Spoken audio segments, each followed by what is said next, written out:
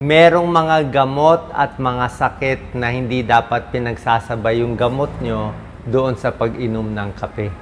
So, kailangan alam nyo to. Minsan, humihina yung epekto ng gamot or minsan, nagkukulang yung epekto kaya nagkakamali yung magiging dosis ninyo. So, caffeine and medications, ano epekto nito?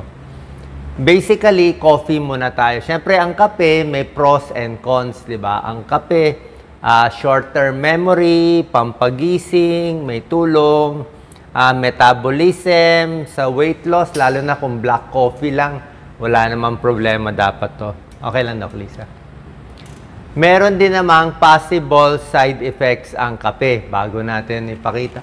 So, mas may insomnia, meron naga-heartburn, acidic, yung iba sumasakit ang ulo. Ito sinasabi ko, may mga gamot, 7 mga sakit at gamot na may epekto na wag nyo lang isasabay sa kape o konti lang inumin yung kape. Yung iba ninenervyos, nagpapalpitate, yung iba nagtatae, iba ihi ng ihi, yung iba yung absorption ng iron nagkakaproblema din. Okay lang, Lisa? Diyan lang. So, number 1, kung meron kayong gamot sa thyroid, okay? Kung kayo ay hypothyroid, na-operahan kayo sa thyroid, umiinom kayo ng mga L-troxin, mga levothyroxine, thyroid hormones. So, kung uminom na kayo ng thyroid hormones na pinapabilis yung galaw ng katawan, tapos sasabayan nyo ng kape, hindi po maganda. Yung dosis ng levothyroxine nyo pwedeng bumaba. Ayan, no? Even up to 50%. So, pwedeng magloko yung thyroid problem nyo. Pag chinek nyo T3, T4, TSH, sasabihin mo, magugulo yung endocrinologist mo. Sabihin, bakit mababa ang dosis? Bakit kulang? Yung pala sinasabay mo sa kape, bawal yun. Kasi yung thyroid hormones, up and down yan. Depende sa pag-inom mo ng kape. Hindi na ma-adjust yung T4 mo. Bumababa yung absorption sa bituka ng gamot, ng tableta dahil sinasabay mo sa kape. So, bawal. Actually, hindi lang kape. Pati alak, very common yan. Alak at kape, nagugulo ang dosis ng gamot. Kaya tubig lang isasabay. Number 2, mga umiinom ng gamot sa high blood. Yan.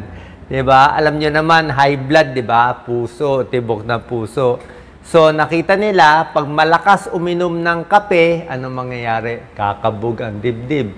Pinapawisan. Pag sobrang caffeine, mga black coffee, minsan tumataas pa yung blood pressure.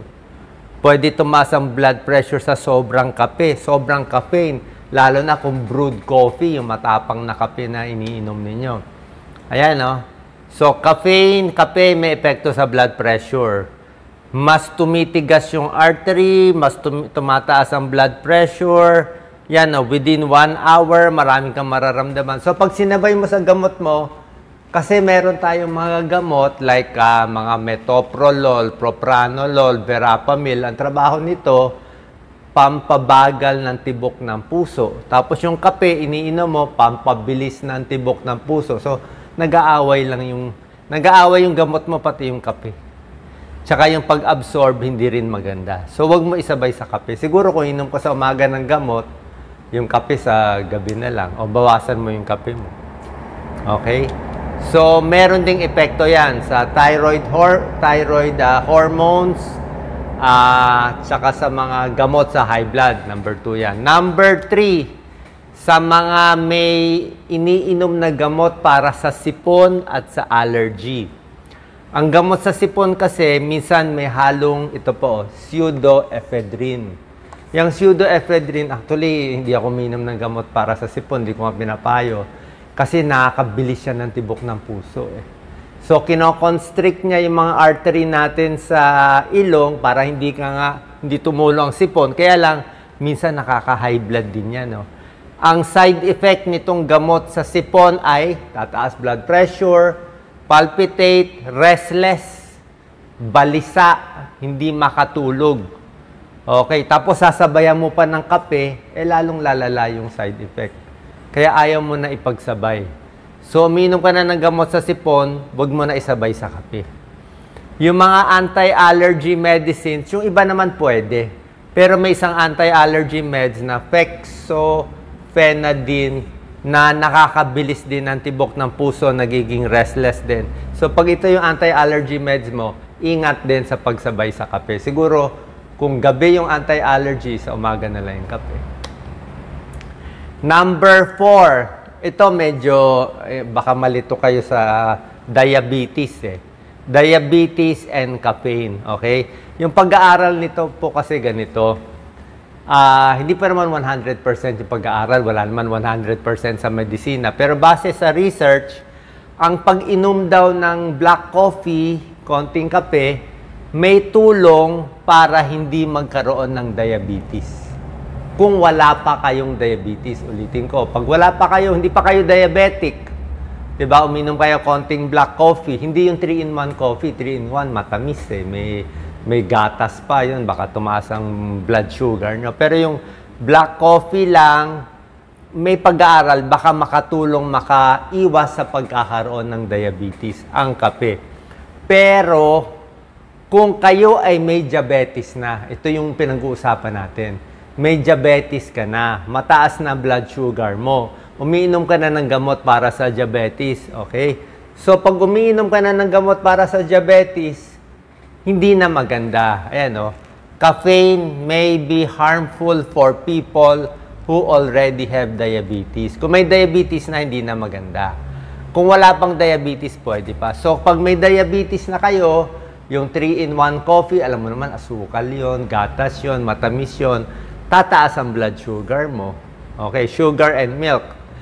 Tataas yung gamot mo, ayan yung sintomas, yung bad signs ng diabetes, mga pamamanhid, pagkauhaw, mas lalala. So, iwas na sa mga 3-in-1 coffee pag may diabetes na. Yan ang point.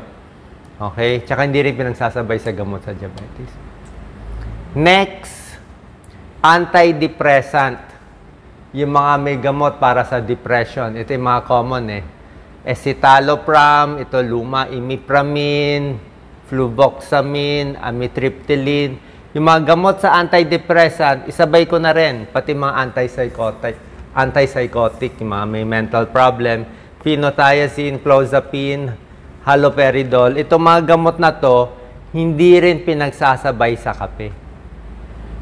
Okay? Nababawasan yung dosis ng antidepressant at antipsychotic. Ibig sabihin, pag uminom ka nitong gamot sa depression at mental problem, sinabayan mo sa kape, mawawala yung dose. Parang kung 10 milligrams, magiging parang 5 milligram na lang yung epekto. So, hindi makokontrol tong sakit mo kasi sinibay mo sa kape.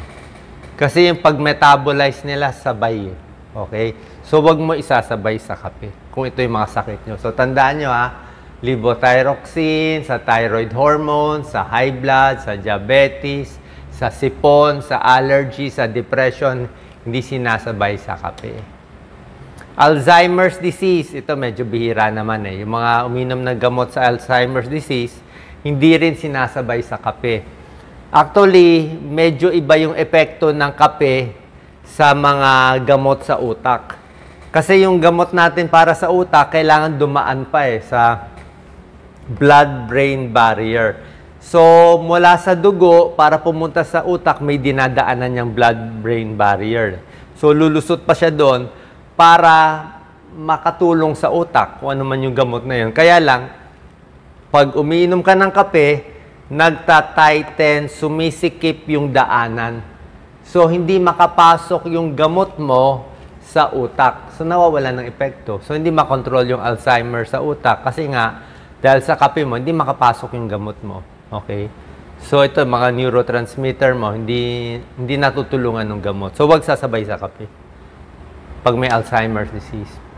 Pagdating sa hika, ito po, ayun, ito, nilagyan ko ng question mark Actually, merong mga pag-aaral, kung may hika ka, pwede ang kape. Kung may hika, pwede ang kape.